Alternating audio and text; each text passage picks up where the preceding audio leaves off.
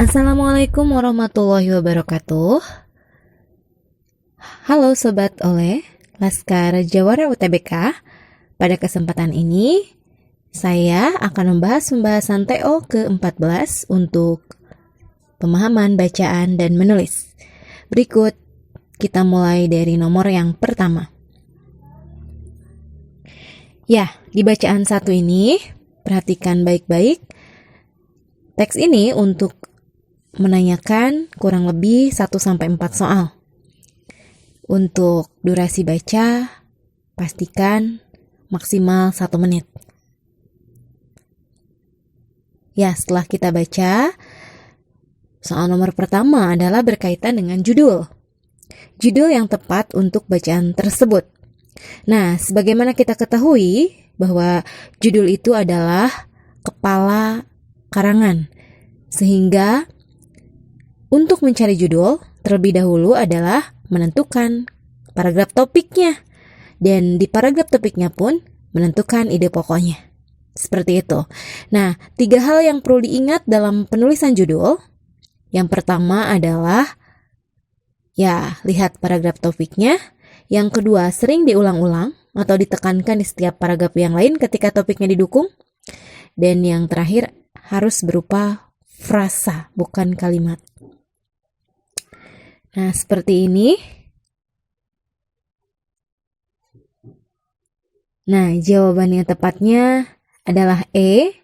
Pertimbangannya adalah, kita lihat bahwa yang mengalami gejala atau gangguan mental di sini dimulai dari usia remaja, yang kemudian di paragraf berikutnya mengalami peningkatan, dan di akhir kalimat, ada jumlah pasien gangguan jiwa di Indonesia, di seluruh dunia disebabkan oleh pesatnya pertumbuhan hidup manusia dan meningkatnya beban hidup terutama yang dialami oleh masyarakat urban.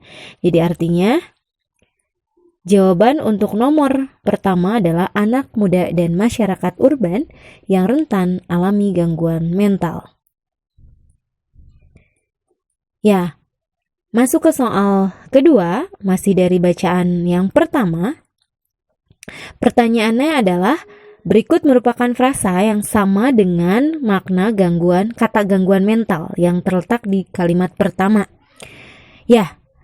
Berbicara tentang frasa, bahwa frasa itu adalah gabungan 2 kata atau lebih yang hanya menduduki satu fungsi di dalam kalimat, atau jabatannya hanya bisa sebagai S saja, P, kemudian O, keterangan, ataupun pelengkap. Nah, untuk frasa itu sendiri terbagi menjadi 2, ada eksosentris dan endosentris. Di eksosentris, ciri-ciri dari frasa ini maskotnya adalah keterangan, karena keterangan itu tidak bisa berdiri sendiri.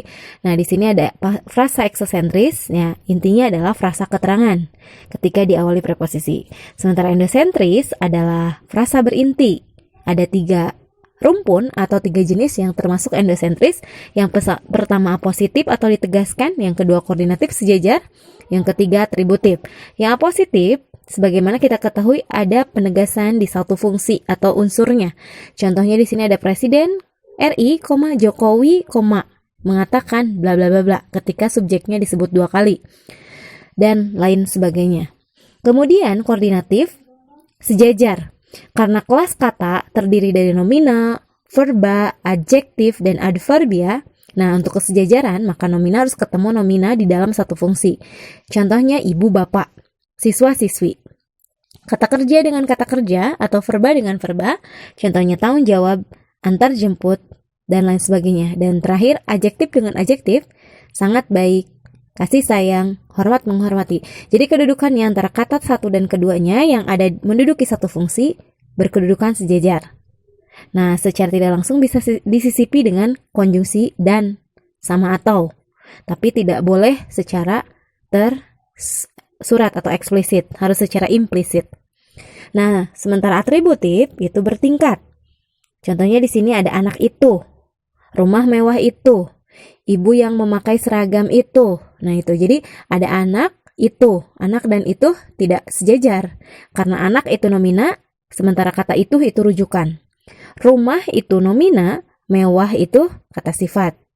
Ibu itu nomina, memakai itu kata kerja. Jadi ketika tidak sederajat atau bertingkat maka masuk di atributif. Ciri-ciri dari atributif itu memakai penanda yang ya, kata yang. Kemudian juga ada kata rujukan ini, itu, tersebut, dan seterusnya. Nah, di sini contohnya frasa adverbia di rumah. Frasa nomina pertanian organik di daerahku. Berarti pertanian dilihatnya sama kesempatan kerja. Nah, kemudian frasa verba sedang membuka. Dan adjektif sangat manis, mewah sekali, dan seterusnya. Nah, di sini yang sama dengan gangguan mental, tentu langkah pertama adalah tentukan dulu kedudukan atau fungsinya. Nah, di sini gangguan mental memosisikan diri atau berfungsi sebagai subjek. Maka kita juga harus cari yang sebagai subjek. Yang kedua, perhatikan imbuhannya. Akhirannya adalah gangguan, berarti akhiran an. Dan yang ketiga adalah perhatikan kata intinya untuk menentukan jenis frasanya. Apakah nomina, verba, adjektif, atau adverbia. Nah, gangguan mental berarti dari kata ganggu. Dan terakhir, perhatikan maknanya. Nah, yang A itu terbilang tidak sedikit, itu termasuk verba. Setengah dari penyakit mental itu nomina, tapi diposisikan sebagai S. Kemudian yang C itu penyebab kematian, masuk ke nomina tapi pelengkap, karena di dalam teksnya itu ada setelah predikat. Kemudian yang D itu frasa adverbia, dan yang terakhir masyarakat perkotaan itu frasa nomina juga. Jadi ada dua kemungkinan jawaban, ya, antara di B dan di E. Maka yang harus kita tentukan adalah secara makna. Gangguan mental lebih tepatnya adalah ya dibendakan, berarti masyarakat perkotaan, karena setengah dari penyakit mental itu termasuk bilangan. Jawabannya E. Nah, yang berikutnya nomor 3 masih dari bacaan yang sama. Berikut adalah kalimat yang memiliki klausa bawahan kecuali. Nah, kita tahu bahwa definisi dari klausa bawahan adalah anak kalimat atau kalimat sematan atau juga kalimat yang bukan inti. Ya, klausa bawahan. Nah, karena kecuali, maka kita harus pahami dulu jenis konjungsi. Konjungsi terbagi dua, ada intra, ada antar. Kita tidak membahas antar karena gampang dikenalinya setelah titik, kemudian ditulis huruf kapital, kemudian komanya nempel dengan konjungsi. Yang akan kita bahas adalah intrakalimat. Di intrakalimat ada koordinatif, korelatif, dan subordinatif. Nah, yang termasuk konjungsi yang memiliki anak kalimat adalah subordinatif. Sementara koordinatif, korelatif adalah konjungsi apit yang konjungsinya tidak bisa berpindah ke depan. Ada berapa konjungsinya? Ada 5. Dan atau tetapi sedangkan melainkan. Jika sahabat bertemu dengan konjungsi ini di dalam kalimat ya, maka menemukan konjungsi ini maka udah jelas memiliki 2 inti, tidak punya anak. Ciri-cirinya karena konjungsinya akan di tengah-tengah. Saya ulangi, dan atau tetapi sedangkan melainkan memiliki 2 inti. Sedangkan di luar 5 konjungsi ini memiliki anak dan induk. Saya ambil contoh adalah kata meskipun. Contoh di bawah adalah Kanisa datang meskipun tidak diundang. Meskipun tidak diundang, Kanisa datang. Nah, konjungsi ini konjungsi pindah. Jadi memiliki 1 anak dan 1 induk. Nah, kita lihat kesetaraan. Biasanya ciri-cirinya adalah apit, berarti di tengah tidak bisa berpindah. Sementara bertingkat bisa berpindah. Kadang di awal, kadang di tengah. Ketika di tengah tidak usah koma, ketika ke awal membentuk klausa kemudian batasi dengan koma untuk menentukan anak dan induknya yang mendahului anaknya yang mendahului induk. Nah, secara penulisan terbagi menjadi 2, ada apit dan ada pindah. Nah, ada konjungsi bertingkat yang dia memang terapit posisinya itu maka sama sehingga. Secara penulisan termasuk kategori apit karena selalu di tengah kalimat dan tidak boleh dahului koma. Tapi untuk maka sehingga ini adalah masuk ke jenis bertingkat, memiliki 1 anak dan 1 induk, di mana anak ditandai dengan konjungsi sementara induk setelahnya. Sebelum konjungsi maksudnya. Seperti itu. Jadi jawaban untuk nomor berikut, perhatikan kata yang ditandai. Nah, ini definisinya. Kita lihat karena konjungsinya pindah. Nah, yang ditandai adalah konjungsi yang termasuk bertingkat di luar yang 5. Seperti itu.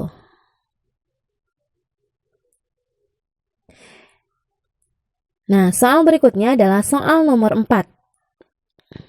Nah, simpulan yang tepat, simpulan adalah teks yang tersirat, di mana kita harus mencari kalimat yang sifatnya berupa tanggapan atau komentar. Ciri-ciri dari simpulan sudah jelas adalah ada 4 hal yang kita lihat, yaitu tidak boleh copy paste, kemudian harus menyeluruh dan mendukung, dan harus berupa komentar, serta cara melihatnya adalah kalimat topik ditambah dengan kalimat uraian yang paling akhir. Dan akhirnya kita melihat jawaban yang tepat di sini adalah yang D. Karena yang D itu merangkum keseluruhan yang terdapat pada ciri-ciri dari simpulan itu sendiri yang mana tidak copy paste. Sementara yang copy paste ada di antara pilihan selain D.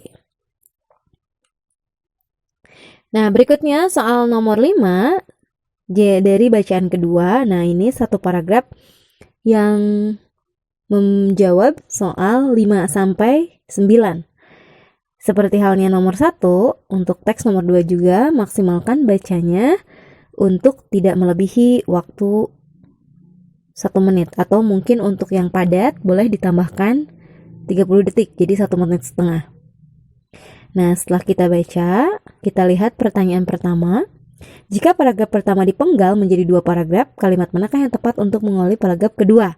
Nah, tentu saja sobat ya, untuk menentukan kalimat utama di satu paragraf yang berbeda, maka pastikan topiknya harus baru, dalam arti mendukung paragraf ke-1, tapi apa yang dibahasnya berlainan dengan apa yang dibahas di paragraf ke-1, tapi saling mendukung seperti itu. Jadi pastikan sudah memulai dengan kalimat yang sifatnya menjelaskan hal yang mendukung si teks, seperti itu. Nah, ini yang kita lihat adalah paragraf kedua, ini tepat adalah dipotong dari kalimat nomor 8, karena nomor 1 sampai 7 itu masih satu bahasan, sementara nomor 8 itu menegaskan. Seperti itu. Jadi sampai kalimat nomor 7 masih berbicara mengarah ke kalimat 1, sementara 8 itu sudah mulai ya membuat topik, mendukung topik 1 dan membuat penjelasan yang baru terpisah dari paragraf 1. Ya, soal berikutnya adalah soal nomor 6. Masih dari soal yang sama, sesuai dengan teks, asumsi yang tidak mungkin terjadi jika mental maling bisa disembuhkan adalah, berarti ini dikaitkan dengan hal apa saja yang tersurat yang bisa kita lihat dan makna di dalam teks.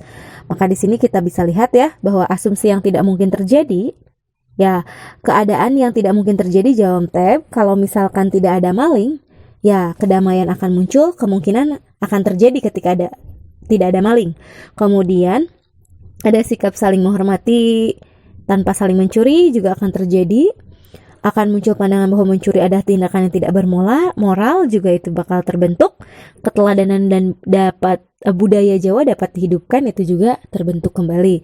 Nah, sementara untuk kesejahteraan akan merata, ini masih dipertanyakan karena kesejahteraan itu terbentuk di kehidupan masyarakat, bukan karena ada maling atau tidak ada malingnya, seperti itu. Jadi jawaban yang tidak mungkin untuk pertanyaan ini adalah yang B.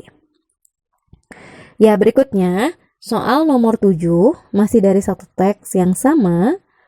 Nah, berdasarkan pilihan tersebut, manakah yang merupakan fakta? Nah, kita tahu bahwa fakta itu adalah lawan dari opini, di mana fakta itu adalah hal yang benar-benar terjadi dan ciri-cirinya adalah harus objektif, harus pasti terjadi, ataupun boleh belum terjadi ya, tapi kebanyakan untuk fakta itu sudah terjadi dan berkaitan dengan data, waktu, tempat, dan lain sebagainya ya, dan juga berkaitan dengan definisi. Itu juga bagian dari fakta.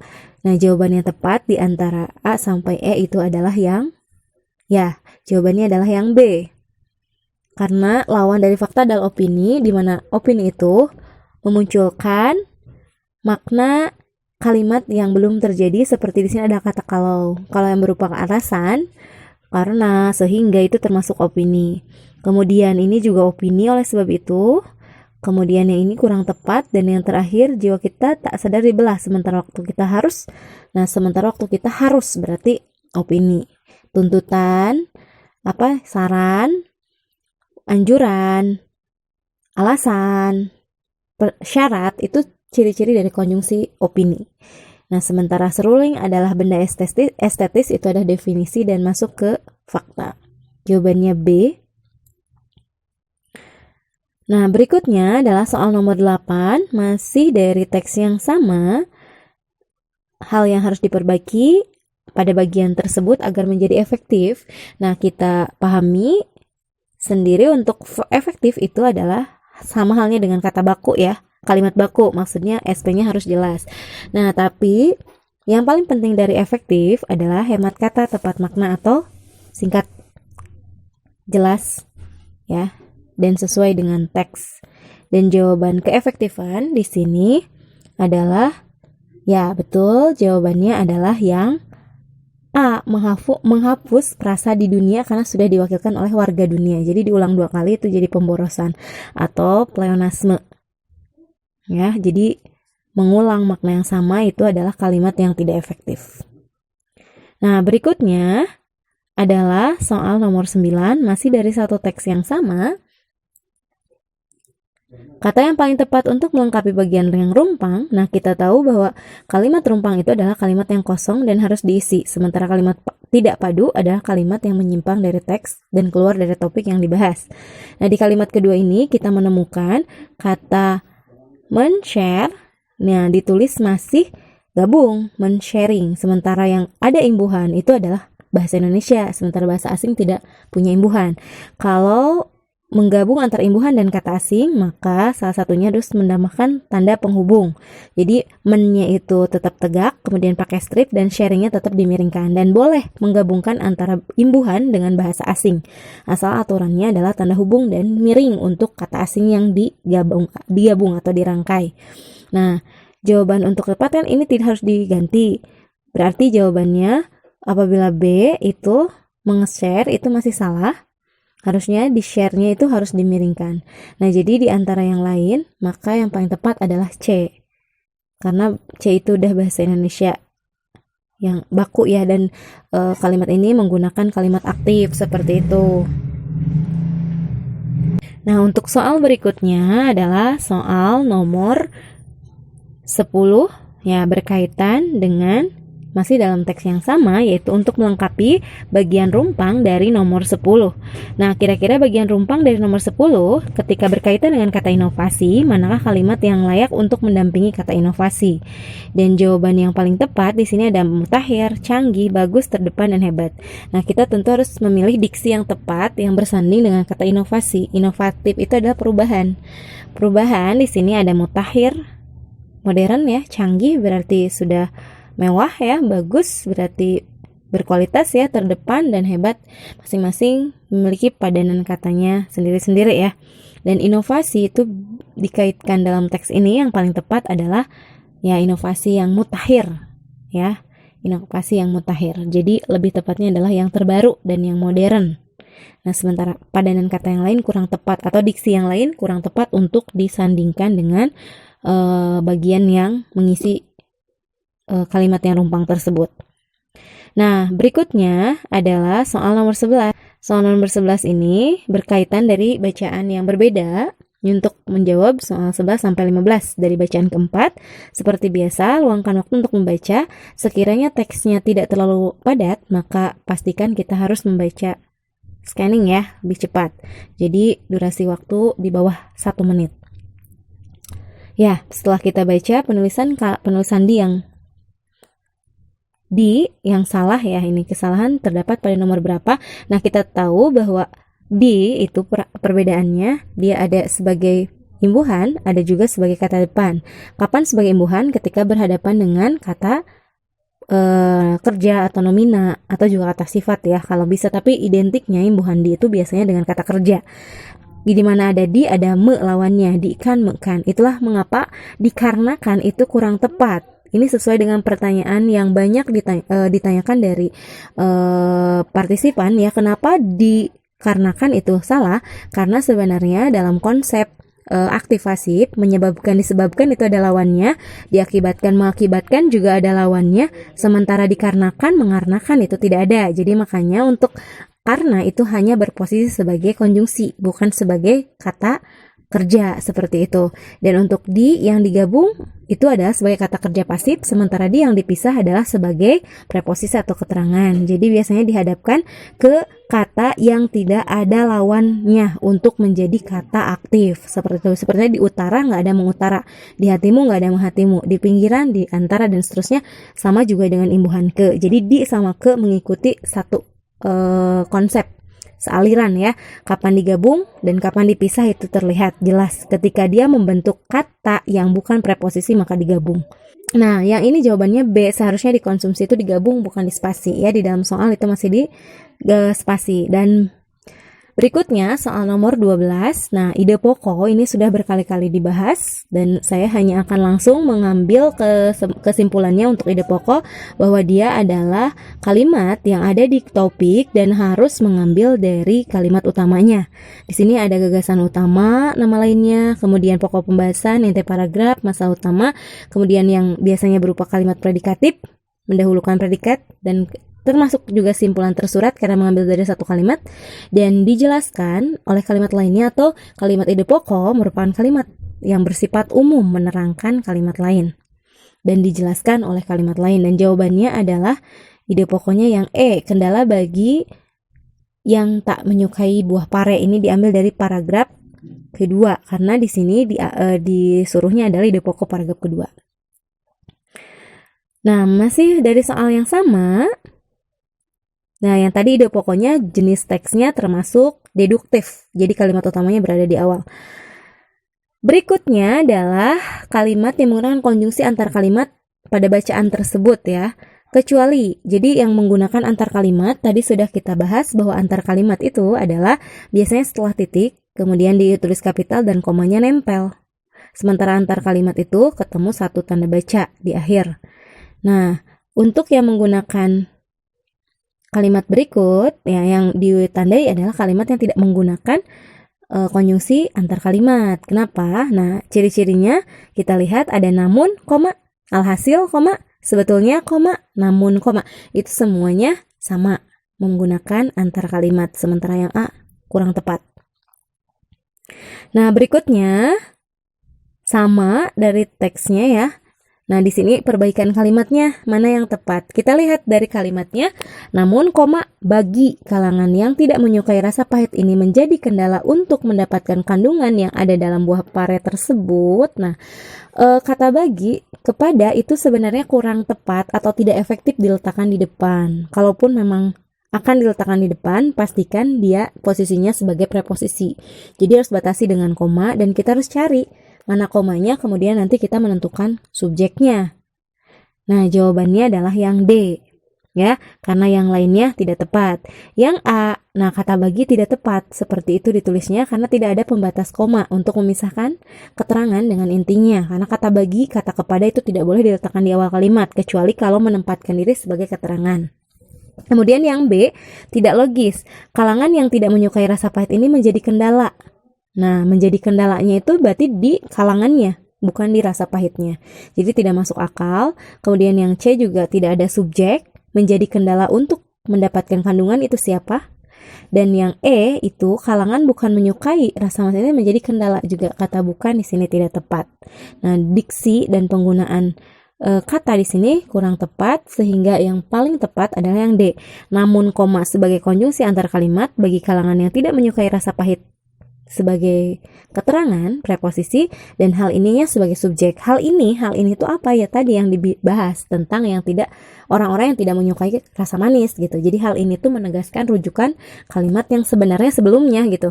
Kalau ini mau dibuang kata baginya, berarti tidak harus pakai hal ini. Jadi kalangan yang tidak menyukai rasa pahit menjadi kendala untuk mendapatkan kandungan. Seperti itu. Tapi di sini memang menekankan bagi dipertahankan sebagai keterangan, maka harus batasi dengan koma sehingga subjeknya merujuk ke kata yang ada di depannya. Jadi jawabannya D. Dan berikutnya soal terakhir dari soal PBM, masih dari bacaan yang sama. Nah, ditanyakan rangkuman. Rangkuman masih hampir mirip dengan ide pokok. Hanya saja rangkuman kalau di dalam satu paragraf diambil poin-poin pentingnya menyeluruh. Dari setiap kalimat harus ada perwakilan, begitu poin-poin penting. Sementara kalau ide pokok kan hanya dari satu kalimat saja. Nah, tapi konsepnya ketika diambil dari beberapa paragraf, maka rangkuman itu adalah menggabungkan ide pokok dari masing-masing paragrafnya.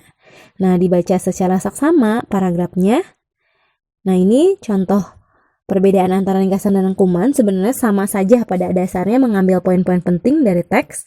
Kemudian jika berupa paragraf, maka gabungkan ide pokok dari masing-masing paragraf. Jadi tidak harus keseluruhan kalimatnya ya, cukup ide pokoknya saja. Dan diambillah buah pare dikenal masyarakat sebagai tumbuhan merambat. Itu ada di paragraf 1. Memiliki kekhasan rasa pahit yang tidak semua orang menyukainya. Itu di paragraf 2, dan baru sebagian kecil yang menyadari pentingnya pare untuk kesehatan. Itu paragraf ketiga.